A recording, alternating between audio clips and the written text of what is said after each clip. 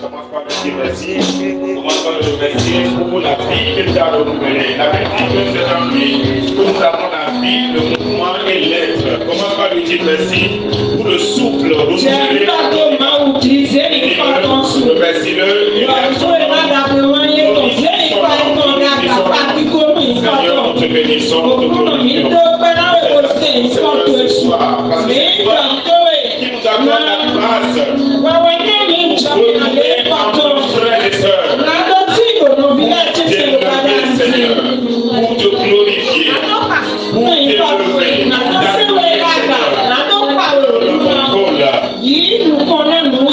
ta parole dit, Seigneur,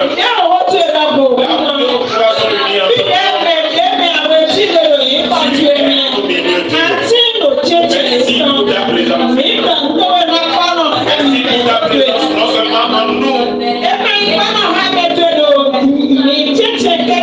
non seulement ta présence en nous, mais aussi ta présence parmi nous, Seigneur.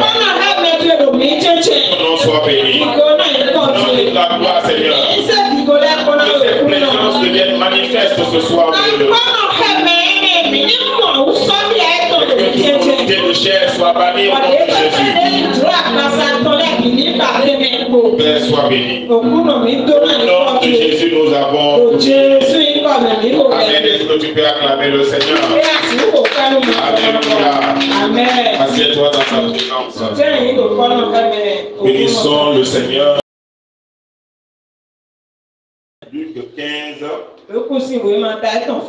à partir du verset 11. Le texte sera un peu lent, mais nous allons le lire. Luc 15, du verset 11 jusqu'au verset 32. Je vais lire. Il dit encore, un homme avait 2 fils. Le plus jeune dit à son père, mon père, donne-moi la part de bien qui doit me revenir.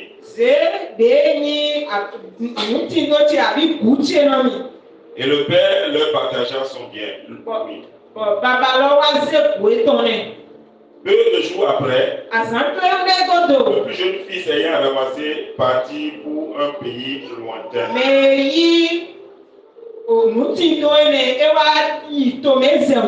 Il a ramassé tous ses biens et il est parti.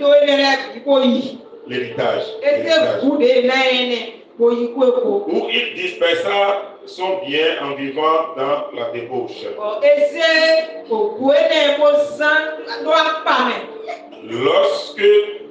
Lorsqu'il eut tout dépensé, une grande famine survint dans ce pays et il commença à se trouver dans le besoin.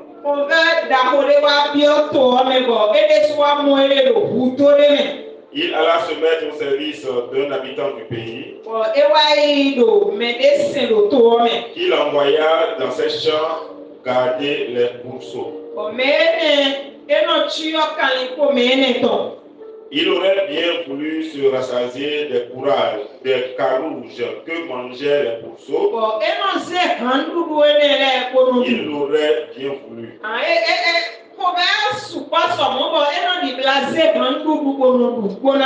Mais personne ne lui en donnait. Étant rentré en lui-même, il se dit, combien de mercenaires chez mon père ont du pain en abondance et moi ici je meurs de faim.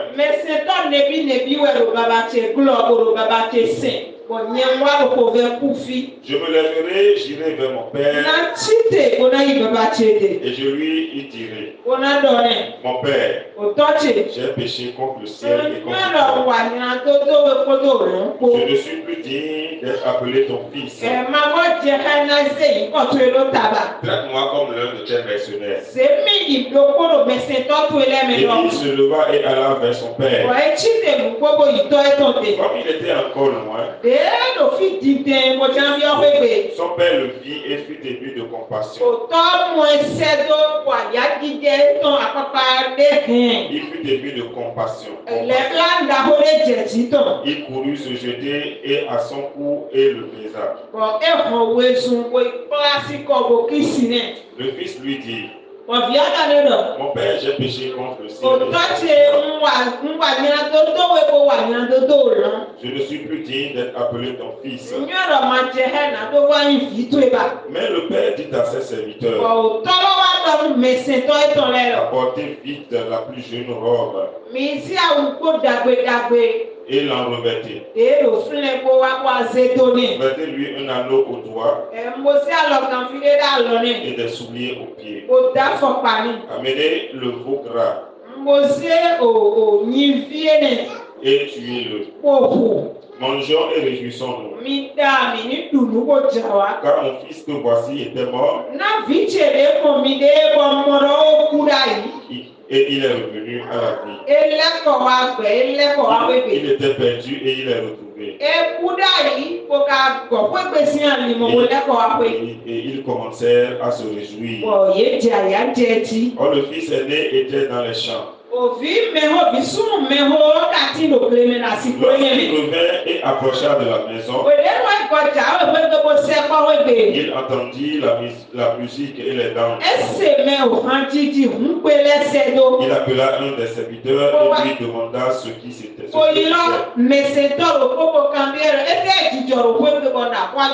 Ce serviteur lui dit: ton frère est de retour.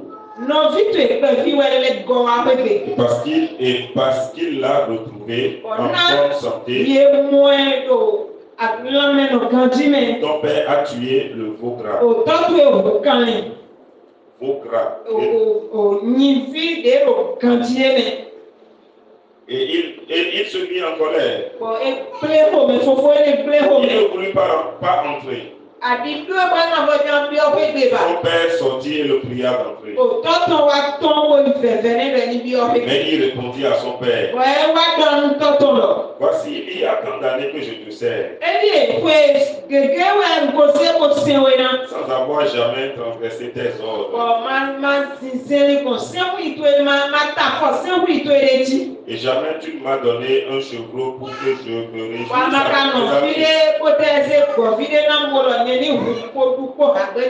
Et quand ton fils est rentré, celui qui a mangé ton bien avec des prostituées, c'est pour lui que tu as tué le veau gras. Mon enfant, lui dit le père, tu es toujours avec moi. Et tout ce que j'ai est à toi. Mais il fallait bien s'égayer et se réjouir. Parce que ton frère que voici était mort et qu'il est revenu à la vie. Parce qu'il était perdu et qu'il est retrouvé. Amen. Amen. Lisons Matthieu 9, 14.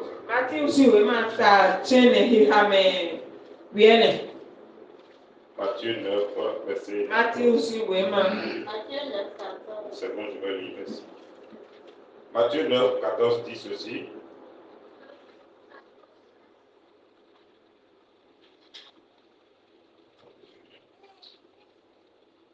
Matthieu 6, 16 à 18.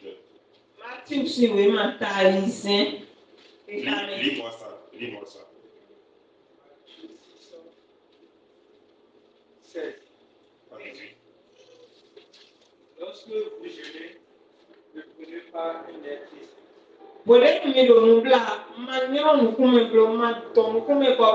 Comme les hypocrites qui se rendent le visage tout défait pour montrer aux hommes qu'ils jeûnent. Je vous le dis en vérité, ils ne reçoivent des repas. Mais quand tu jeûnes, parfume ta tête et lave ton visage. Cela déwélo quand tu peux blom kume tuero. afin de ne pas montrer aux autres que Pour ma tombe les bétolères mis le moublabo. Ok, c'est bon, merci. Matthieu 9, 14. Ati usi we mata chene he kame wene. Alors les disciples de Jean-Baptiste vinrent auprès de Jésus et dirent, Oh, mais c'est pas Jean-Baptiste dans les wadier sous des bolos. pourquoi nous et les pharisiens jeûnons-nous, Et tes hommes mi ou ko farisi le ko bile le moubla. tandis que tes disciples ne jeûnent point? Ko te vi boton le maka moubla. Jésus leur répondit, Je suis bena he bolo. les amis de l'époux peuvent-ils s'affliger pendant que l'époux est avec eux? Ya aussi le de asuba ko da pana ye na to ele ku veya. Les jours viendront où l'époux leur sera Azaro enlevé. na wa ko na yi asuosi esi. Alors ils jeûneront. Do ene godo yena blanu. Amen. Amen. Donc nous avons lu 3 versets. Mi ha mu ka go vo aton. L'un qui n'a pas parlé de jeûne, Do ko ma do nu bibla ko nu mi. et le deuxième et le troisième parlent de jeûne. Awe to kwa ton to ko de mi ha we wa do nu bibla ko. Le premier texte qu'on a lu parle du fils prodigue. Ti ka me tita de mi ha do ho do fi du fa mo go. Cet enfant qui est allé voir son papa pour réclamer son héritage du vivant de son papa. Ko viene mo baba e ton do baba ton si gba ku mo bi o ku e ton. Alors que normalement il n'y a pas d'héritage pour un enfant pendant que son père vit encore. Ni mi ka do nu kan ji we vide mo i ku we de to e ton ko do gbe. Mais le père n'a pas discuté avec lui. Àmọ́ tó ma dùn ní kókó. Il lui a donné sa part. Eze ìdó ètò Il mi. dit que le jeune homme est parti avec ses amis. Bíbélì dọ̀ mí dọ̀. Nyọ̀nfíẹ́ ní ezi àtọ̀kùnrin ní kò yí kókó tó ètò rẹ̀ kó. Il est parti pour dépenser cela avec des prostituées. Kò ìsàn dà gàgbẹ́ mẹ́. Et l'héritage est fini. Bọ̀ wúlọ́ wá fọ̀ La famille akẹ́rù bọ̀. est arrivée. Bọ̀ kò fẹ́ wá wá. Il fallait qu'il mange. Voilà qu'il a déjà quitté la maison. Il a déjà renié la maison de son père. Ebi yẹ ká gbẹ fún ètò ètò rẹ̀ kó bí ọ̀tọ̀ rẹ̀. Il ne pouvait plus retourner. Ẹ má má sùn lẹ́kọ̀ọ́ àkókò. Qu'est-ce qu'il fallait donc faire? Ẹ tẹ́ iná blo. C'est qu'il faut chercher des moyens pour s'en sortir. Ẹ dọ́nà dín àbílẹ̀ èdè iná blo kọ́ bọ́ iná tó pa. Il a donc été chercher du travail. Èyí bá a sọ. Et le seul travail possible qu'on lui a trouvé, Wàzọ́ òkò dé mọ́ c'est wẹ́yìn le lọ. travail qui correspond parfaitement au type de vie qu'il a mené. Àzọ́ dé jẹ́ ẹgbẹ̀zán dé zán tí àzọ́ On wẹ̀ lui lọ. a trouvé de travail parmi les cochons. Fíde ìròyìn òyìn òhàn lè. Et qu'est-ce qui caractérise les cochons? Òhàn ní ẹsẹ̀ kan ló tẹ lẹ́nu yán nínú mẹ́tàn. Qu'est-ce qui caractérise les cochons? Òhàn lẹ́nu yán lọ́dún ètò ọ̀hàn lè. Le cochon mange tout ce que lui voit. Ẹnu dùn lè mọ́ lẹ́kọ́. Le cochon se sent à l'aise dans la saleté. Òhàn yẹ fíde kùdì ó wẹ́nu Là où est yán. la propriété, le cochon, lui, il n'aime pas là. Fíde mẹ́sìn àmà mọ̀. Le fait que déféquer et maintenant se rouler dedans, c'est ça. Il dit qu'il aime. Il peut donner les excréments d'un homme et manger cela. Donc, le travail que le jeune homme a trouvé, c'est le travail qui décrit parfaitement le type de vie que lui-même il a mené.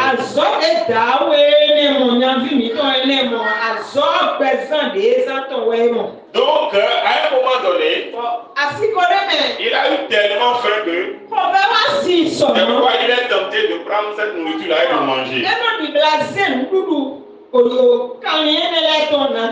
Et on dit, mais il convoitait la nourriture des cochons, mais on ne lui donnait pas cela. Parce qu'il n'avait pas le choix. Donc la souffrance est arrivée à un point où il était obligé de rentrer en lui-même. La Bible dit, étant rentré en lui-même, il se dit à lui-même, j'ai mon père qui est riche. Il a des serviteurs qui sont à son service. Et ces serviteurs vivent mieux que moi. Est-ce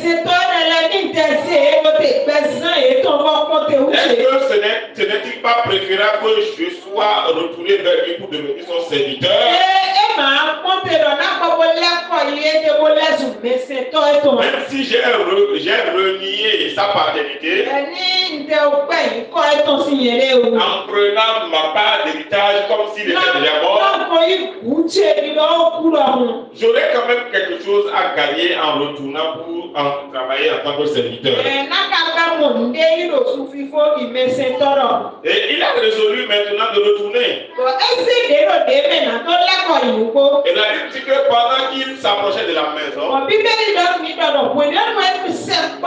était encore loin. Quand son père qui est sorti l'a aperçu, a couru vers lui pour se jeter à son cou et l'embrasser. Le jeune homme était dépassé. Parce que lui-même savait le temps de traitement qu'il méritait. Mais il était surpris de ce que celui de qui devait recevoir ce châtiment pose un acte contraire.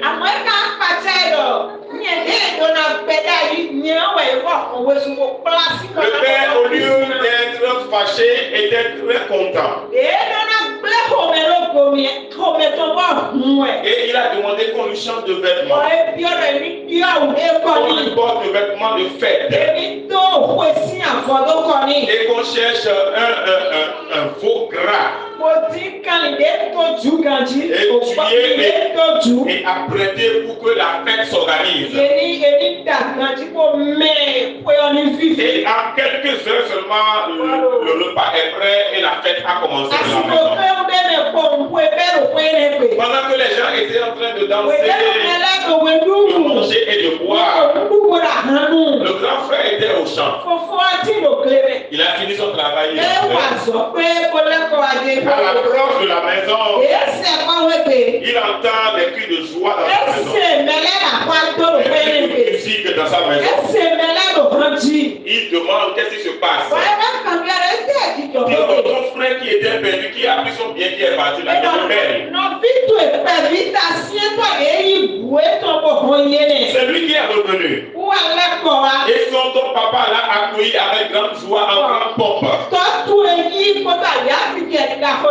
Et a organisé une fête à son intention. Le grand frère s'est fâché. Et il a refusé de rentrer à la maison. Le père est sorti pour le voir, tout triste et tout fâché. Et pourquoi tu es comme ça? Pourquoi tu es dans cet état? Toi-même regarde. Moi, depuis toujours, je suis ici avec toi. Et je te sers. Si la Bible que tu tiens là, c'est pour toi là. Il faut soulever le terme servir. Je te sers. Je te sers depuis toutes ces années. Tu ne m'as jamais donné même un petit mouton, une chevrette. Pour que je puisse me réjouir avec mes amis. Et j'ai obéi à toutes les lois, tous les principes. Et pas fini, voilà comment tu me traites. Cet enfant rebelle qui allait gaspiller tes biens. Mais il a fini maintenant de le dilapider avec les prostituées. Il est revenu et que tu accueillis et tu lui fais ce que tu ne m'as jamais fait. Moi qui te servais.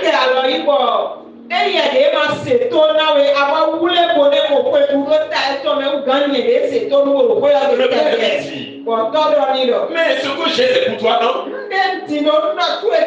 Tu as tout à ta disposition. Pourquoi tu ne peux pas aller chercher quand tu as besoin? Et se réjouir avec tes amis avec. Pourquoi est-ce que tu vas nourrir un sentiment de jalousie avec ton frère?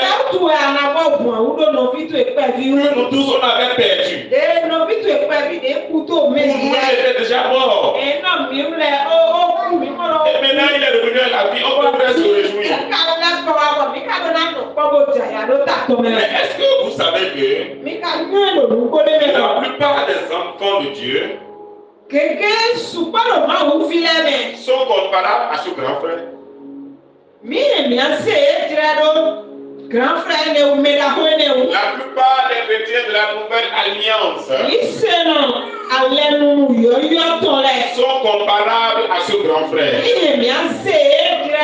Regardez les disciples de Jean-Baptiste. Mi kpɔ ɖevi Johan Baptiste tɔ Vous lɛ. savez bien que Jean-Baptiste représente la loi et les prophètes, n'est-ce pas? Johan Baptiste nɔ te na o se kodo Et jɔnyɔko. les prophètes, la loi et les prophètes, pas la grâce. Nɔ te na o se kodo dɔɖe ayidɔtɔ lɛ ko. Donc c'est lui qui représente la loi et tout l'Ancien Testament, c'est Jean-Baptiste. Aliakɔkɔ bie yɛ wɔ zia Donc quand kɔ. on parle de loi, Yɛ dɔ o se ho. tout ça c'est Jean, en moyen Jean-Baptiste, tout ça c'est là. Ɛna eze Jean Baptiste do te. Maintenant, la Bible nous dit que les disciples de Jean-Baptiste sont venus un jour voir Bíbélì dɔ Jésus. mi dɔ o ɖevi Johan Baptiste tɔ lɛ wa mo Jesu lo gbelo ko. Ouais, jusqu'à ce qu'ils aient pris la résolution de quitter leur bête et de venir voir Jésus pour lui poser une question. Kaka edo se de do de me.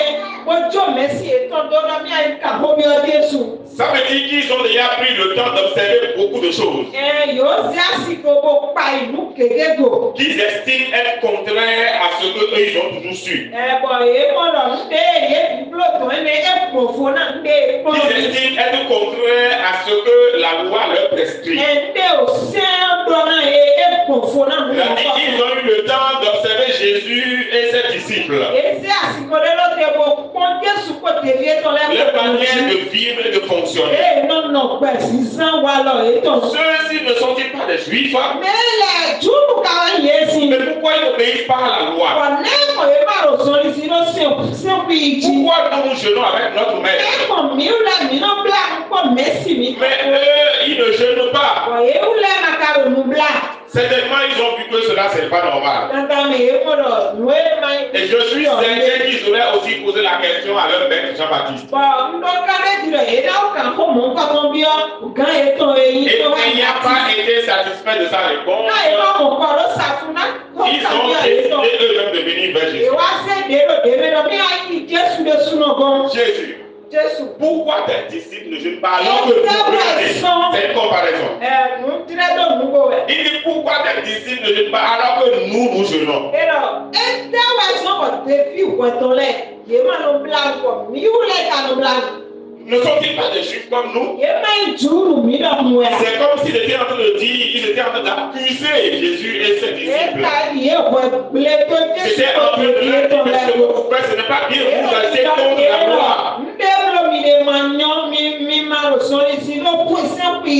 Et Jésus leur a dit, je suis encore avec eux. C'est pourquoi ils n'ont pas besoin de jeûner.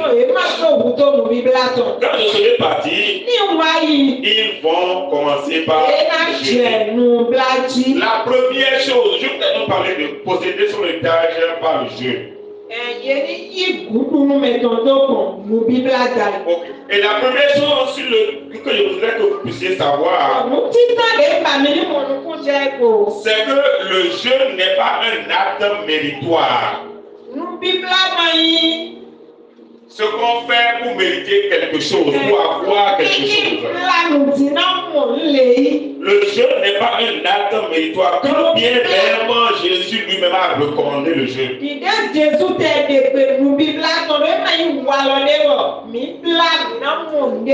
Parce que Jésus a dit, il n'a pas dit aux disciples de Jean-Baptiste, le jeûne ne sert à rien. Il n'a pas dit cela.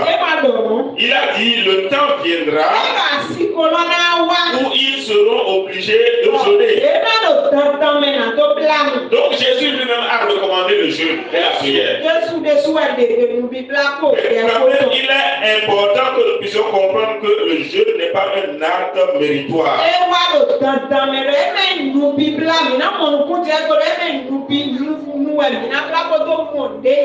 Dieu prend plaisir à la piété, à l'attachement à lui plutôt qu'au sacrifice que nous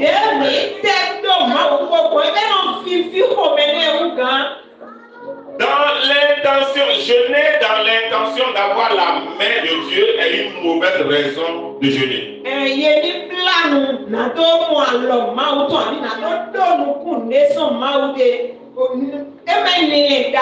Si nous devons jeûner pour de bonnes raisons.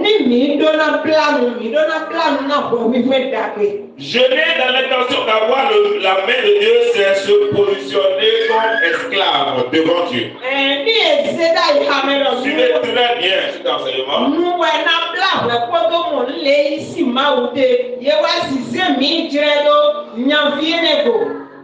C'est se positionner comme un esclave.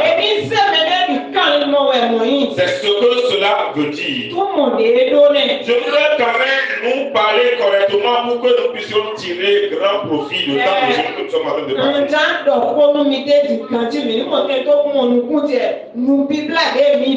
Quand vous lisez tout le Nouveau Testament,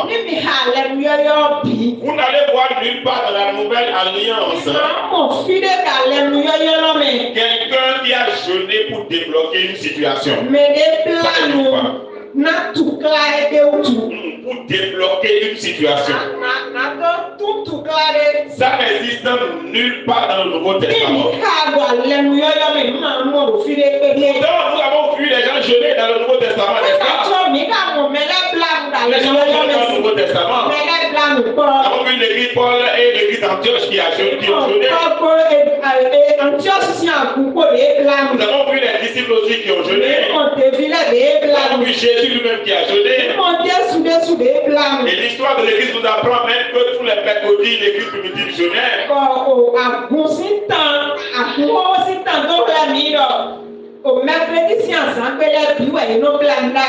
Vous pouvez jeûner et voir des situations être débloquées. Parce que dans l'ancienne alliance, nous avons vu plein de cas comme ça, n'est-ce pas?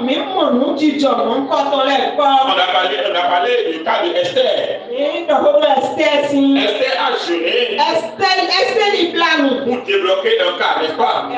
Esther est pour le peuple d'Israël. Ils ont jeûné pour débloquer une situation.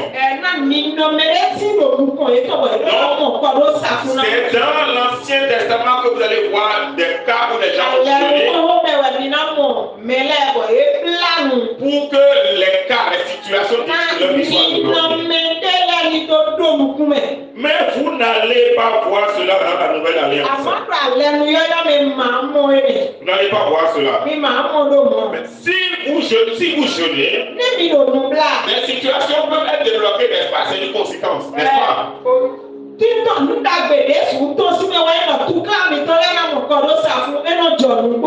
lorsque à chaque fois vous devez jeûner pour que les situations soient débloquées, vous n'allez pas tarder à développer une dépendance du jeûne.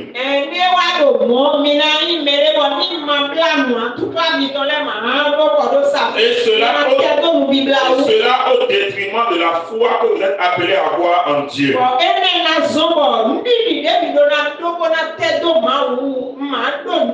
Et qu'est-ce qui va se passer? La frustration finira par s'installer. Parce que si devant chaque situation vous êtes tenu de toujours jeûner pour que la situation soit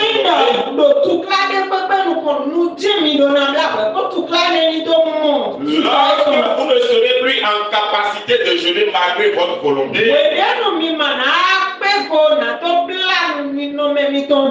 le diable pourrait prendre avantage sur vous. C'est-à-dire, lorsque vous développez une dépendance de jeûne, ça devient une loi. Vous êtes positionné devant Dieu comme un esclave. Parce que si tu jeûnes, la situation te débloque, ce qui est bien, n'est-ce pas? Mais sauf que tu vas développer une dépendance.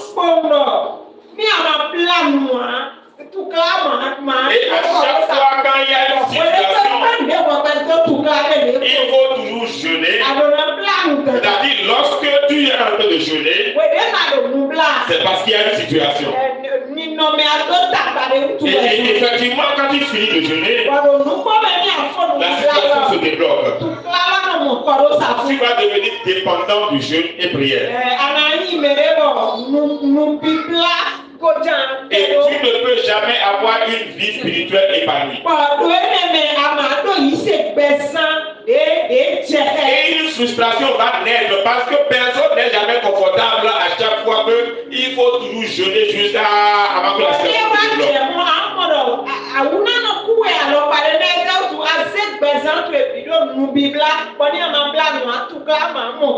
Lorsque nous décidons de jeûner,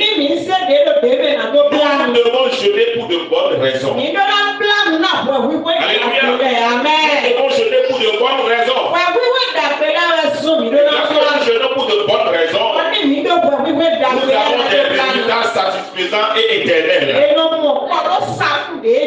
Pourquoi jeûner? La première raison, c'est qu'on peut jeûner parce qu'on se sent spirituellement lourd.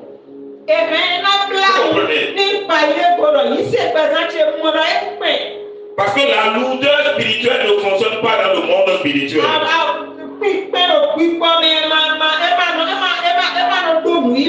Lorsque tu deviens lourd, la prière devient difficile pour toi. Tu n'arrives plus à te retrouver spirituellement. Parce que le diable va envoyer tellement. Le monde dans lequel nous sommes, on est dans un monde de pression. Et à force d'être tout le temps confronté à des défis de la vie, les choses de la vie qu'on commence par prendre le dessus. Sur les choses spirituelles dans notre vie, sur notre vie spirituelle, et on commence par devenir lourd spirituellement. Quelqu'un qui est lourd même physiquement, ça marche cela difficile, n'est-ce pas? Quelqu'un qui est lourd spirituellement, pour lui un peu il est essoufflé, n'est-ce pas? Quelqu'un qui est physiquement léger, il peut marcher facilement, il peut courir facilement, sans être vite essoufflé. Donc, lorsque je commence par sentir des lourdeurs spirituelles, l'assouplissement spirituel, je peux choisir d'entrer dans un temps de jeûne et prière. Est-ce que vous comprenez? Pour redevenir léger. Parce que vous savez que personne ne vous trompe. Jésus a dit aux disciples, ce type de démon ne peut être chassé que par le jeûne et la prière, n'est-ce pas? Mais sauf que Jésus lui-même n'est pas allé jeûner pour venir chasser le démon. Si le type de démon est véritablement chassé par le jeûne et la prière, pourquoi lui-même n'est pas allé jeûner avant de venir chasser le démon?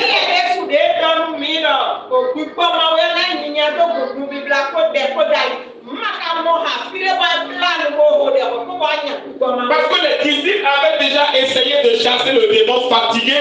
Jésus n'était pas là, il était sur la montagne avec Jean-Jacques et Pierre. Mais quand il est descendu, lui n'a pas jeûné, il a ordonné et le démon est parti.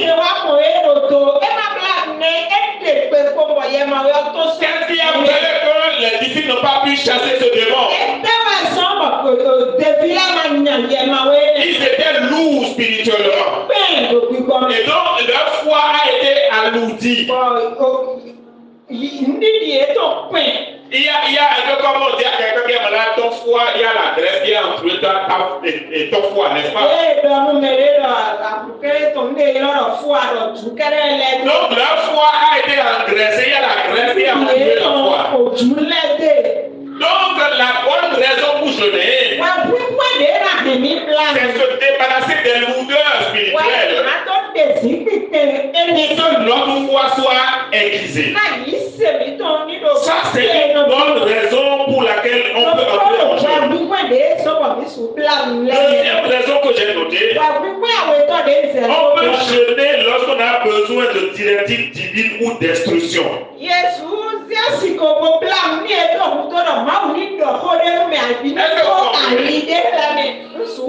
Lorsque j'ai besoin de directives arrive, lorsque j'ai besoin d'orientation divine, lorsque je suis arrivé à un point de ma vie où tout est confus, je ne sais pas si ça vous arrive. Il y a des fois où tu ne sais même pas quelle décision prendre. C'est comme si tu deviens incapable de réfléchir. Je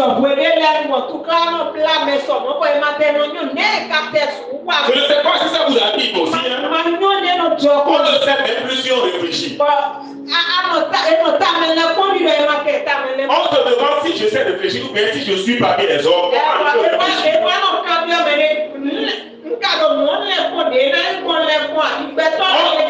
On se sent incapable de réfléchir. On ne sait pas quelle décision prendre, quelle orientation on doit prendre.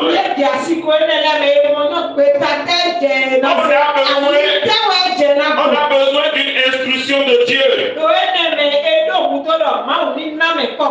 peut entrer dans le jeûne et prière. Pour que Dieu nous donne l'orientation. Pierre et ses amis sont allés à la pêche. Ils sont allés à la pêche. La Bible dit que toute la nuit ils ont pêché sans rien prendre. Les professionnels de la pêche ont tout essayé dans ce qu'ils connaissent, ils n'ont rien trouvé. Mais quand Jésus est venu, il leur a dit avancez ici et jetez le filet. Pierre a dit sur ta parole. Il y a toujours une parole dont nous avons besoin dans chaque situation. Il y a toujours une instruction qui est attachée à chaque combat, à chaque défi de notre vie. Il y a toujours une orientation qui est attachée à nos défis ou à nos combats de la vie. Lorsque le diable veut te détruire, il t'empêche d'avoir la bonne orientation. Il te désoriente complètement. Il fait en sorte que tu ne sois pas capable de recevoir, de capter les signaux divins.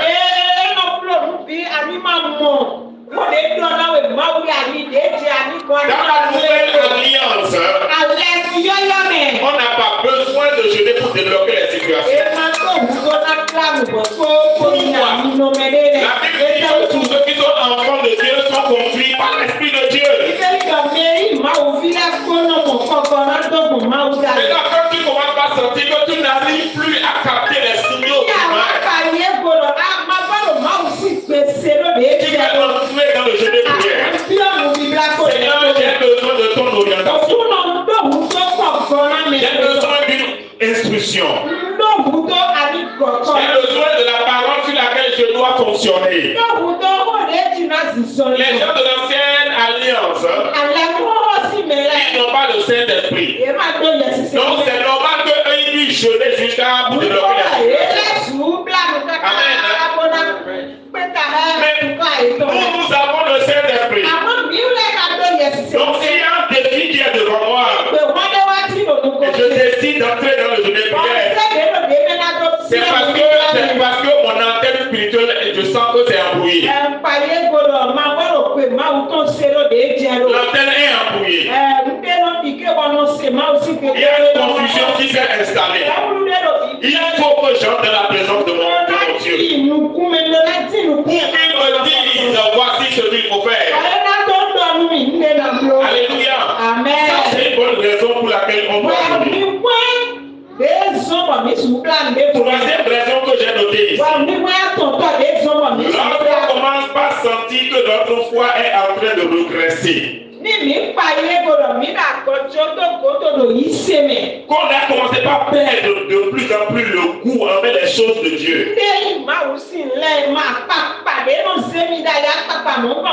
Il y a un découragement qui a commencé par s'installer dans ma vie. L'abattement commence par s'asseoir. La Bible dit que sans la foi, il est impossible d'être agréable à Dieu. Sans la foi, Il est impossible d'être agréable à Dieu. Et la Bible dit encore que celui qui a la foi comme une petite graine.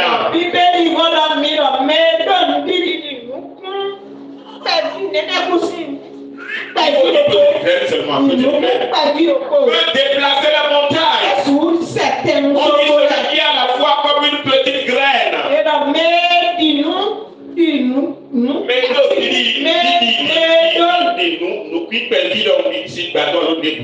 celui qui a la foi comme une petite graine peut déplacer les montagnes. Lorsque le découragement commence par s'asseoir, lorsqu'on a commencé ensemble, on commence par perdre le goût pour les choses de Dieu. Aller à la communauté des frères, je commence par sentir ça comme pas nécessaire. Prier, je commence par sentir que ce n'est pas nécessaire. Il a commencé par avoir plus de plaintes dans mes paroles qu'auparavant. C'est les indices que ma foi commençait par régresser. Et qu'est-ce que je dois faire pour rééquilibrer cela? Je peux choisir d'entrer dans le jeûne et la prière. Parce que quand ta foi est bien bâtie, tu peux pas, lorsque Dieu te donne une instruction, lorsque tu es léger spirituellement, tu n'es pas lourd, tu n'es pas spirituellement assoupi. Comme les disciples qui étaient allés prier avec Jésus, la Bible dit qu'ils se sont assoupis de sommeil. Quand tu entres dans le jeûne et prière, cela peut t'aider à te débarrasser de l'assoupissement. Lorsque tu es spirituellement léger, et que spirituellement également tu as une parole, tu as reçu une instruction dans le jeûne et prière, et que ta foi a été aiguisée, quel est ce diable qui peut résister devant toi? Le diable connaît bien les méthodes de Dieu. Voilà pourquoi ce à quoi il s'active, il s'acharne le plus, c'est de nous alourdir spirituellement. C'est embrouiller notre antenne spirituelle. C'est envoyer des situations au point qu'on soit découragé, que notre foi ne soit pas élevée. Quand le découragement s'installe, les plaintes commencent. Et lorsque les plaintes commencent, toutes les paroles qui sortent en ce moment n'ont plus de poids. Lorsque Jésus était allé jeûner, la Bible a dit d'une part qu'il est allé demander quelque chose à Dieu. Il est allé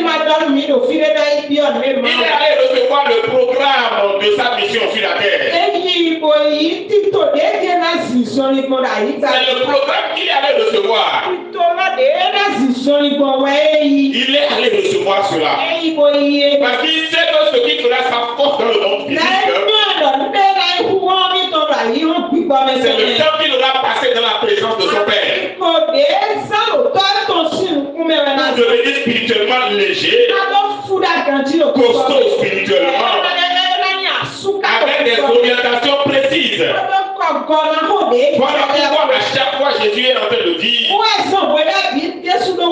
tout ce que je fais, c'est ce que je vois mon Père faire. C'est ce que j'entends mon Père me dire. Mais s'il n'a pas entendu le Père dire, et il me dit, ça ne produira rien. Donc le secret de l'efficacité de Jésus, de son efficacité, ce qui fait qu'il n'a jamais échoué dans une seule chose, c'est parce qu'il entend constamment son Père. L'antenne n'est pas brouillée. Pourquoi? Parce qu'il n'est pas entré dans le ministère en mangeant. Il est rentré dedans en jeûnant. Comme en jeûnant pour lier sa dent. En jeûnant pour recevoir les instructions. Amen. La quatrième raison que j'ai notée ici. On peut jeûner. Et Pour grandir dans la connaissance de Dieu et de Christ. Lisons Jean 17:3. Jésus dit, oh la vie éternelle, c'est qu'ils te connaissent. Toi le seul vrai Dieu. Et celui que tu as envoyé. C'est-à-dire Jésus-Christ. Il dit, c'est ça la vie éternelle. Ça veut dire que lorsque je connais, j'ai la pleine connaissance de Dieu. Et la pleine connaissance de Dieu et de Christ, je peux manifester la vie éternelle. Quand je sens que ma confiance en Dieu commence pas à avoir un peu de problème. C'est-à-dire je commence pas à trop faire confiance aux hommes. Vous savez que faire confiance en un homme est une malédiction. La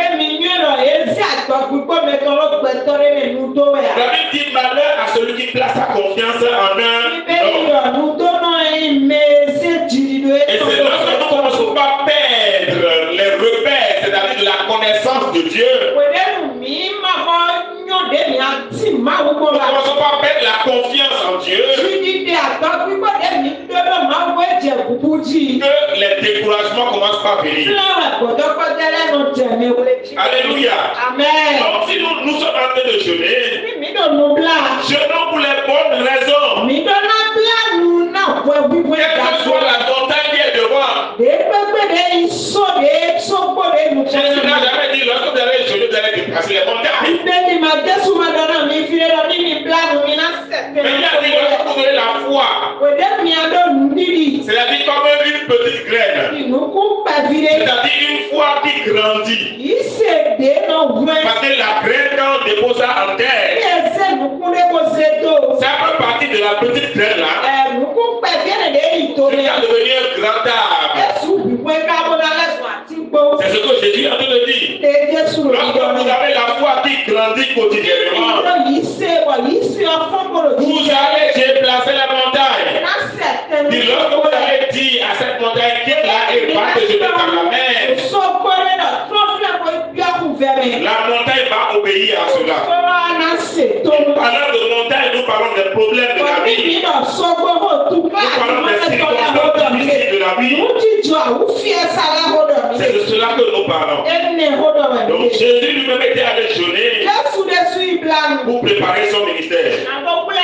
Et lorsqu'il est sorti, à chaque fois il rencontre le démon, il le chasse. Il rencontre un malade, il le guérit. Ce sont des activités qui sont inscrites lui dans sa mission sur terre. Donc toi, quelles sont les œuvres qui sont inscrites dans ta mission sur terre? Lorsque tu vas jeûner, Dieu peut te donner ce calendrier. Donc ce n'est pas ce que nous faisons qui est important. Mais c'est la mentalité que nous entretenons au sujet de ce que nous faisons. Donc ce n'est pas le jeûne que nous faisons qui est important.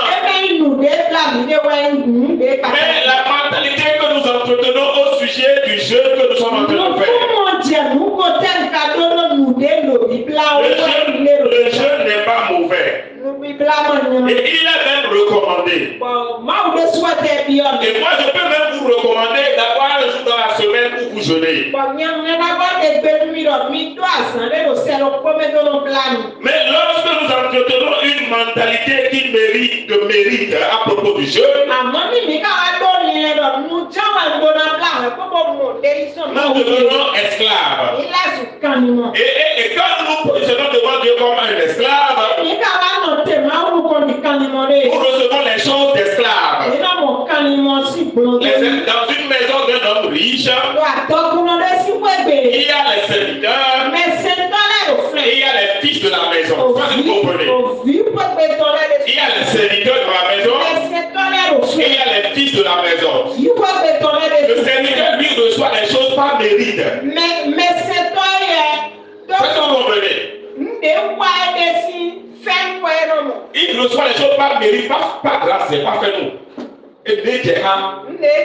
Il reçoit les choses par mérite. C'est-à-dire qu'on l'a amené dans la maison dans un but précis. Pour remplir une fonction. Et lorsqu'il remplit la fonction, il a droit à ceci, à ceci et à ceci. Et lui ne peut pas aborder le maître de la maison comme les enfants de la maison peuvent aborder le maître.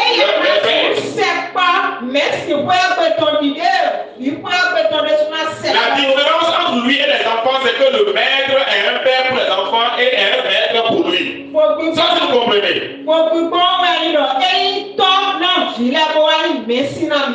C'est très important de comprendre cela. Quand nous mettons notre vie, nous apportons notre vie aux jeunes. Et il faut jeûner pour avoir telle ou telle chose. Et nous allons jeûner, nous allons avoir la chose.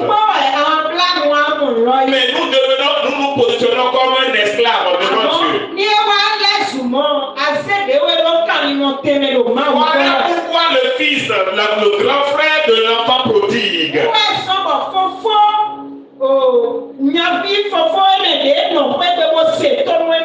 train de dire à son père, on n'a pas dit son maître, on dit son père. Il est en train de dire à son père, moi je t'ai toujours servi.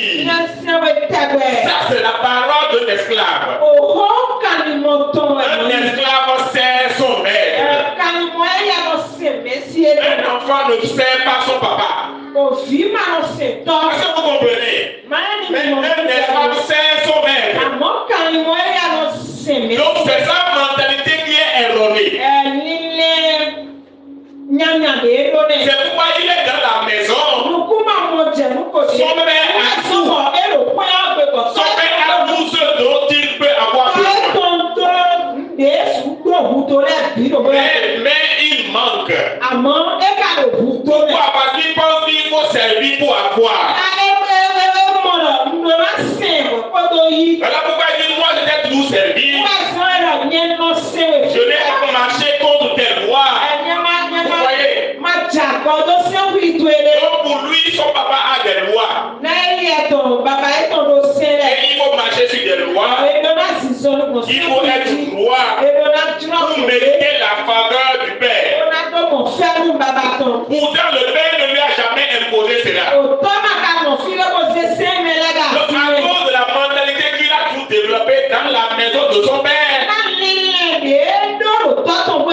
il était là en tant que fils, mais il a vécu en tant que serviteur et esclave.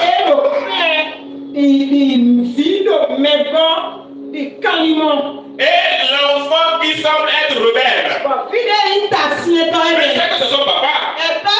C'est pourquoi est-ce qu'un père peut accuser un enfant de l'avoir offensé? Est-ce que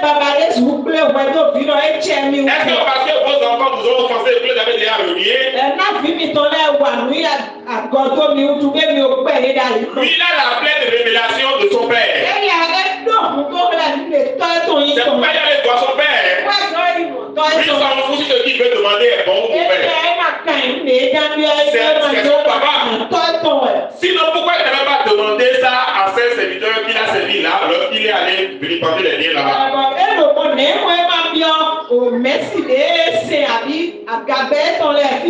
C'est parce qu'il sait bien que là-bas, là, c'est maître, mais ici, là, c'est papa.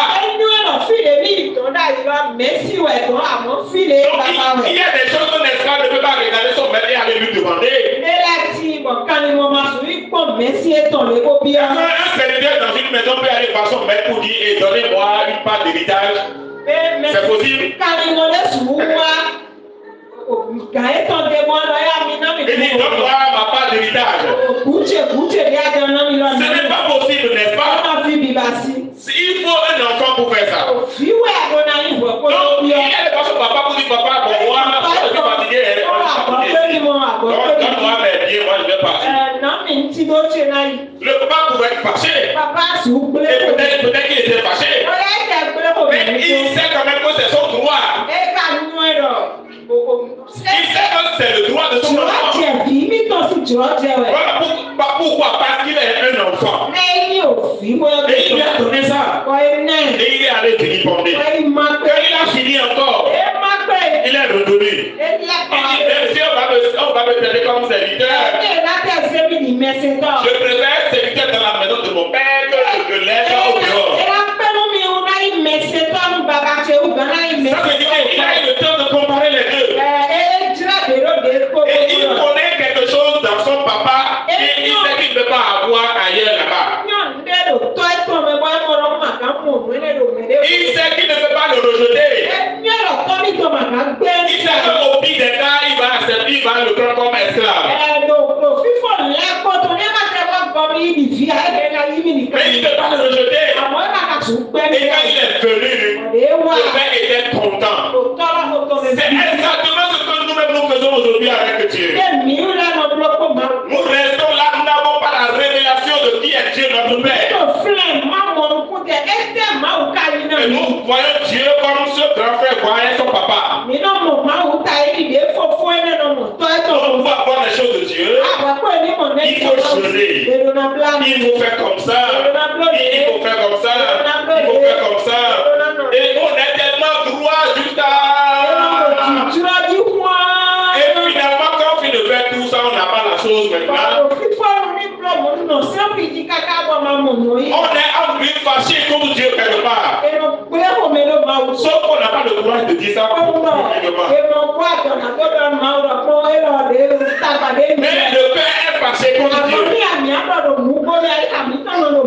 On dit Seigneur, moi je... Et on voit que ton combat aujourd'hui n'a pas une bonne vie là. Sa fille qui prospère. Peut-être qu'il lui ne pas l'église comme cela de voir. Et peut-être même qu'il a une vie bizarre. Mais en regardant ça, Dieu a l'impression que tout marche pour lui. Mais Dieu, toi aussi, vraiment, est-ce que finalement, on va pas vivre comme ça, comme le Le père n'a pas encouragé la fille de son fils qui allait c'est bien, non. Mais il n'est pas aussi fâché contre son fils. Il faut comprendre Dieu comme notre papa. Et que ce n'est pas à cause des choses que nous faisons. Il faut que nous avons ceci ou cela. C'est à cause de ce que Jésus a déjà fait. Pour obtenir de la main de Dieu, il y a la foi et la grâce. Alléluia. La foi et la grâce. Nous devons étudier ces deux notions et les comprendre profondément. Nous devons comprendre profondément. Qu'est-ce que la foi implique? Qu'est-ce que la grâce implique? Mon frère et soeur, Dieu est votre Père. Si vous avez besoin de lui demander quelque chose, demandez-lui comme un enfant peut demander à son papa. Vous n'avez pas besoin d'organiser une journée de prière pour ça.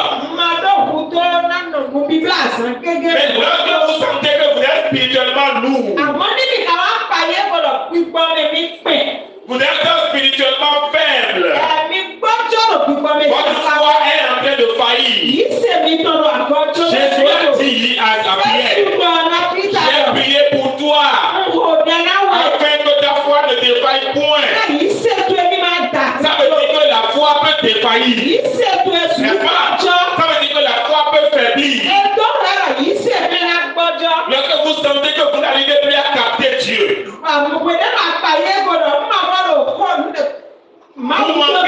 vous manquez d'instruction. Dieu ne cessera jamais de parler à ses enfants. Il ne cessera jamais de parler à ses enfants. Mais c'est nous qui avons toutes nos difficultés à capter ce qu'il dit. Lorsque vous commencez par sentir cela, vous pouvez choisir de jeûner et de prier pour avoir des instructions, pour avoir de l'orientation, pour devenir spirituellement léger, pour encore grandir dans la foi. grandis dans ta connaissance de Dieu et de Christ. Et lorsque tu vas sortir de là, tu vas voir que lorsque tu parles, les choses produisent. Voilà les bonnes raisons pour lesquelles on peut prier, on peut jeûner. Ne jeûnons pas pour les mauvaises raisons.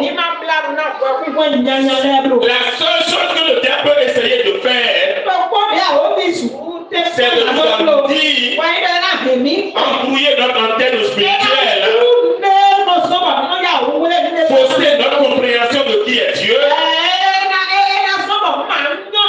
nous mettre dans la tête de Dieu là il est méchant, il tue les gens, quand tu fais ça il va te tuer. Le Coréen dit comme ça, il dit Dieu tue. Dieu va te tuer, il va te tuer. Tout ça c'est Dieu tue. Quand c'est comme ça, tu ne peux jamais grandir spirituellement. Tu ne peux jamais grandir spirituellement. Et quelqu'un qui a réellement connu Dieu ne peut jamais mener une vie que Dieu n'aime pas. Mener une vie que Dieu n'aime pas. C'est la preuve que tu n'as pas la révélation complète de qui il est. Donc il ne sert à rien de menacer les gens, pas Dieu va te tuer. Il faudrait apprendre à connaître Dieu. Lorsque leur vie sera exposée à la personne de Dieu, lorsque leur vie sera exposée à la personne de Christ et de Dieu,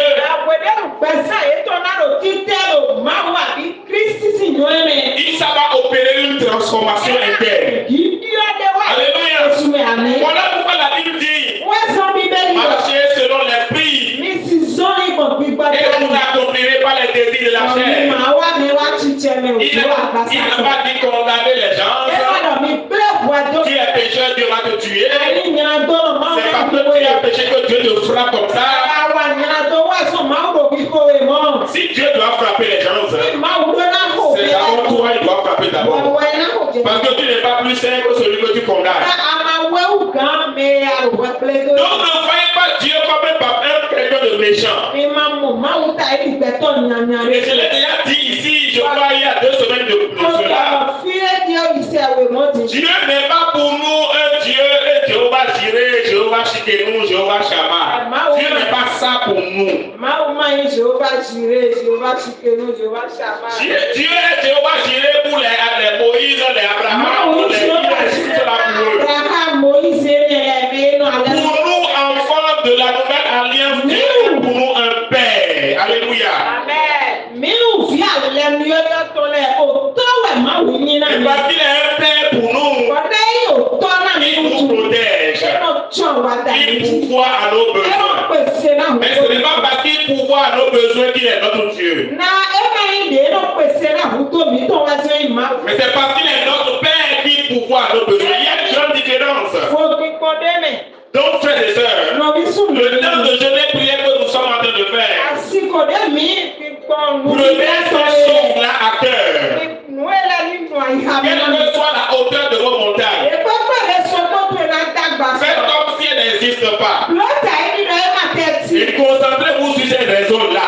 Et vous allez voir comment Dieu va déplacer vos montagnes. Alléluia. Comment Dieu va déplacer vos montagnes.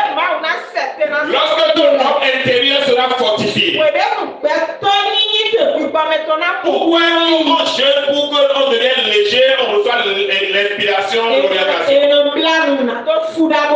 Parce que Dieu est esprit. Et nous, on n'est pas que esprit. Dieu communique avec nous par son esprit. Et notre esprit. Sauf que nous sommes encore âme et corps. Qui combattent notre esprit. La Bible dit que la chair et l'esprit sont 2 entités qui se combattent quotidiennement, n'est-ce pas? Dieu n'a pas de chair. Dieu est esprit. Donc nous, on a des combats dans notre chair. Voilà pourquoi nous jeûnons. Si on n'a pas ces combats-là, et notre esprit avec cette liberté, sans être embêté par la chair et les œuvres de la chair, aucun diable ne peut résister devant nous.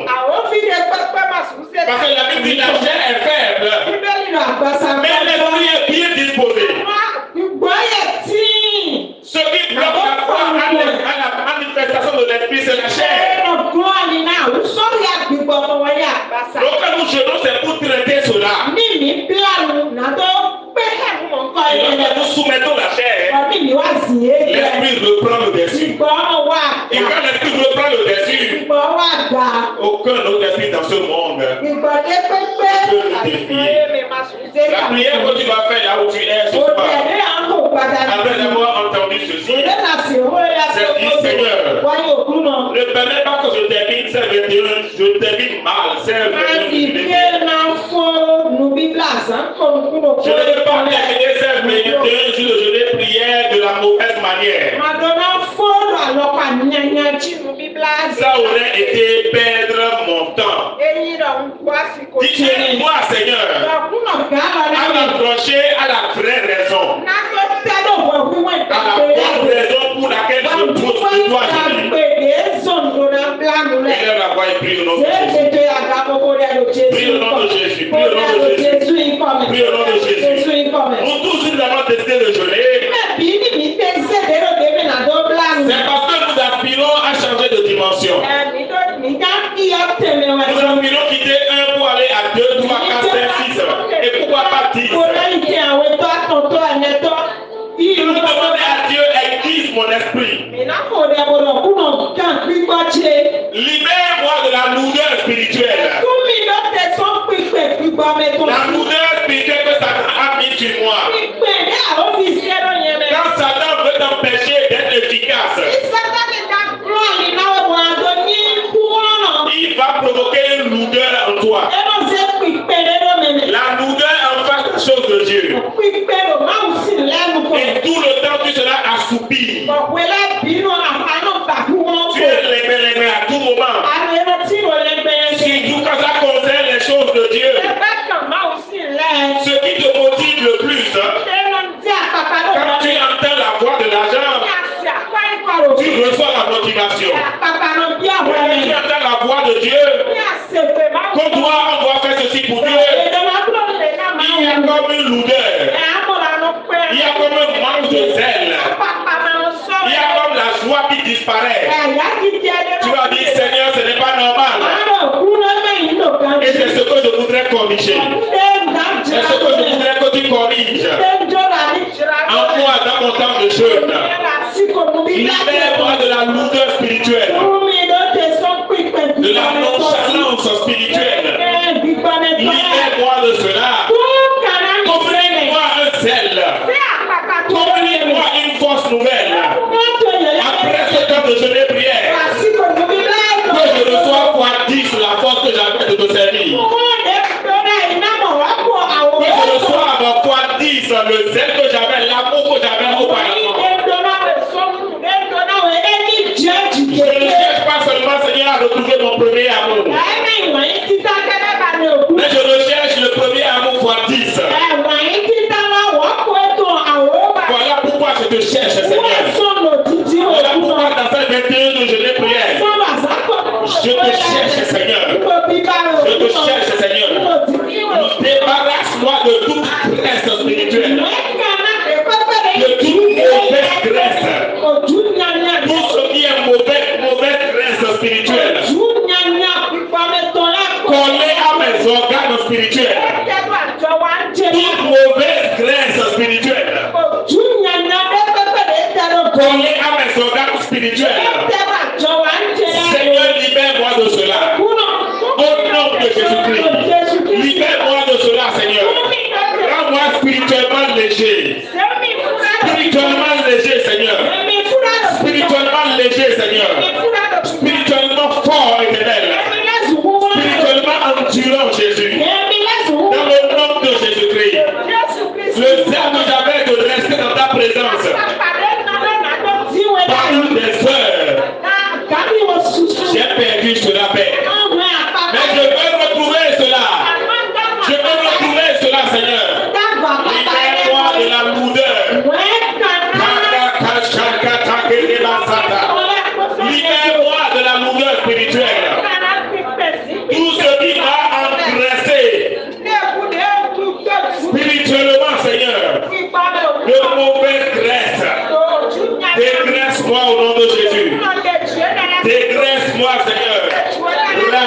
Shakata le brasa kata kalaba.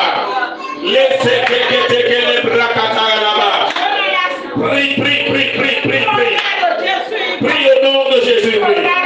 Prie au nom de Jésus-Christ. Dis Seigneur, tout ce qui a embrouillé mon antenne spirituelle,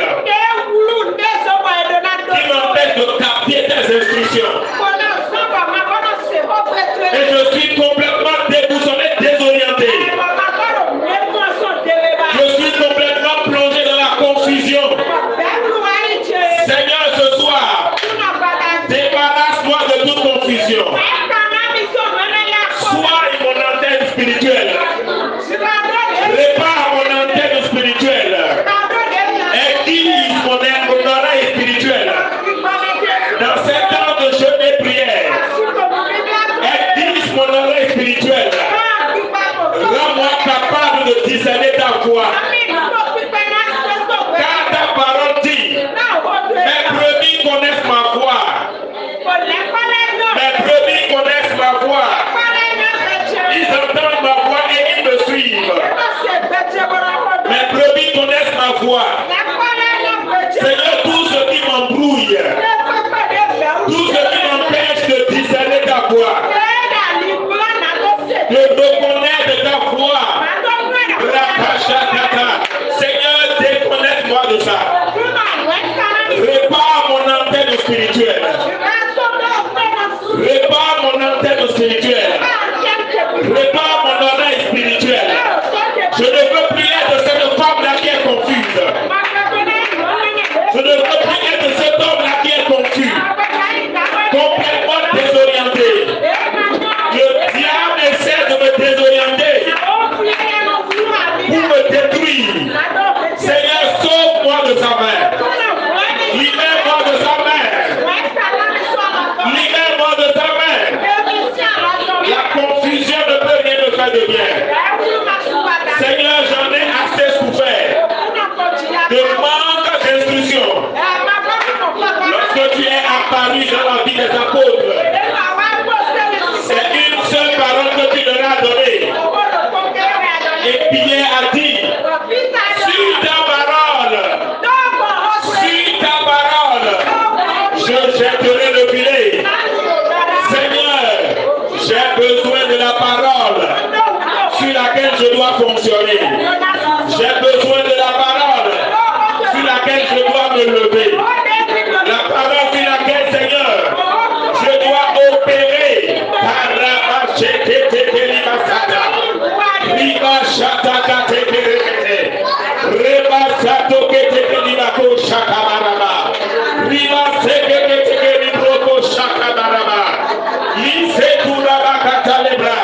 Seigneur, sors-moi de la confusion.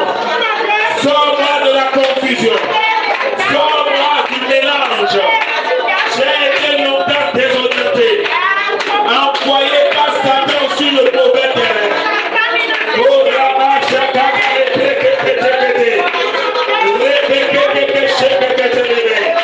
Je ne veux pas, Seigneur, que ces 21 jours de prière soient faits pour moi.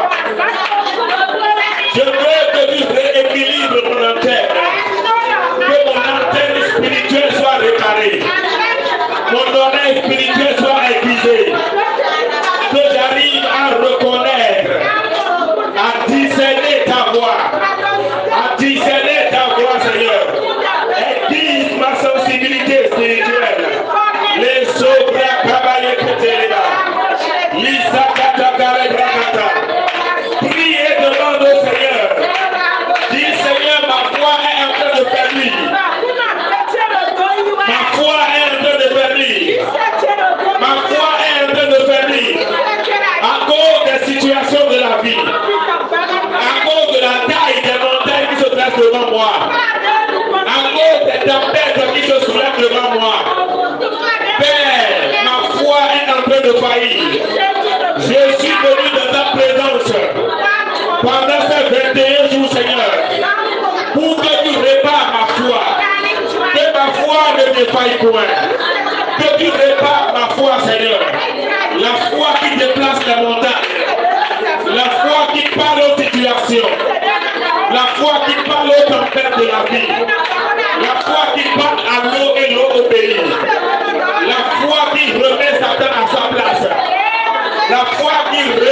envoie les démons dans les lieux arides. La foi qui appelle les choses qui n'existent pas, comme si elles existaient.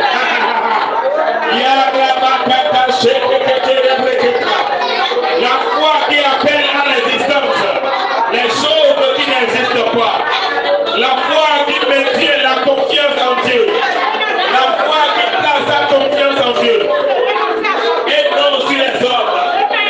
La foi qui garde espoir. La foi qui n'abandonne pas. La foi qui arrache. La foi qui abatte. La foi qui plante. La foi qui déracine. La foi qui détruit et qui rebâtit. La foi qui déracine et plante. Seigneur, répare ma foi. Pendant ces 21 jours de prière, Seigneur, répare ma foi. Répare ma foi, Seigneur. Répare ma foi, Seigneur. Je ne peux pas geler pour les mauvaises raisons. Les péchés katakaraba. Ibarakataraba. Lorsque tu as vu Pierre, lorsque tu as vu un danger devant Pierre, lorsque tu as vu un danger devant les disciples, ce pourquoi tu as prié, ce n'est pas pour que le danger n'arrive pas. Tu as prié pour que leur foi ne défaille point. Seigneur, je suis environné des combats de la vie. Seigneur, je suis environné des loups de ce monde. Seigneur, je suis environné des combats quotidiens. Oh Seigneur, accorde-moi la foi. Répare ma foi. Réveille ma foi, Seigneur. Réveille ma foi, Seigneur. Que ma foi ne défaille point. Que ma foi ne défaille point. Je faiblis spirituellement. Mais pendant ces 21 jours, répare ma foi. Que ma foi ne défaille point. Que ma foi ne défaille point. Tu vas aussi prier, dis Seigneur, je ne veux pas te méconnaître. Je ne veux pas te méconnaître. Je vais avoir la révélation complète que tu es mon Père. Si je suis en train de jeûner, c'est pour grandir dans ta connaissance.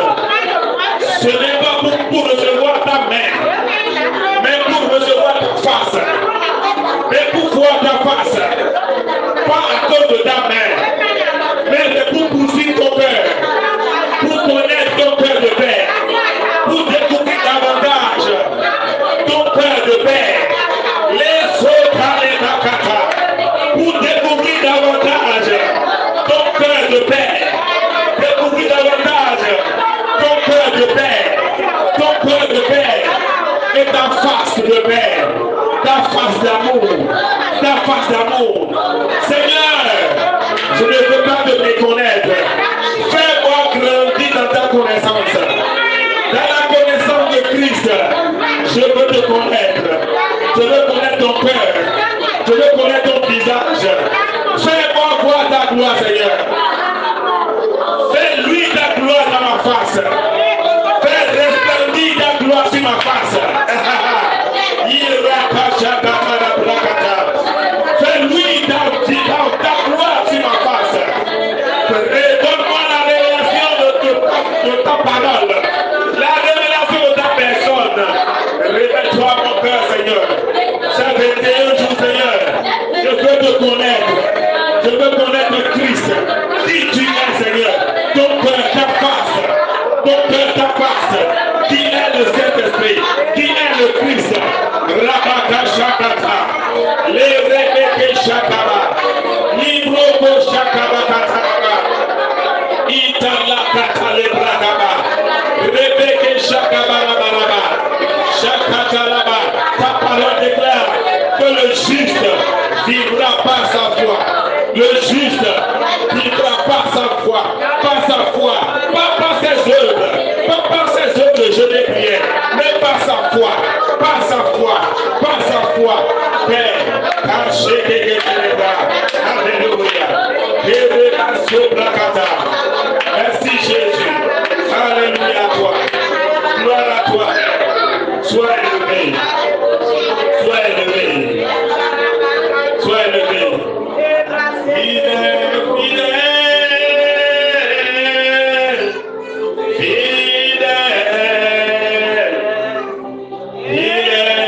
fidèle.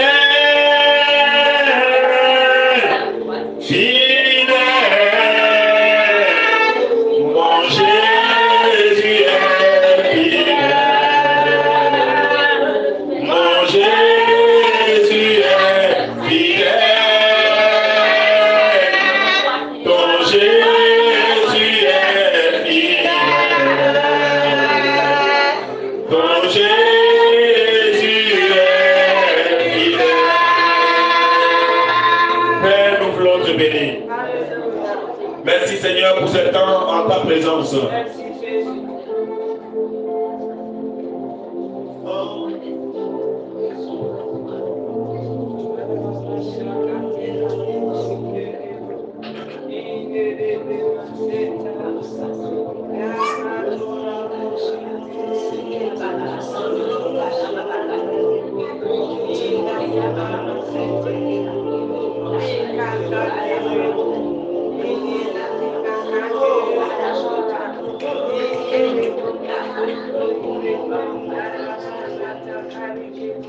Thank you, Jesus. Merci, Seigneur. Au nom de Jésus. Amen. Est-ce que tu peux acclamer le Seigneur?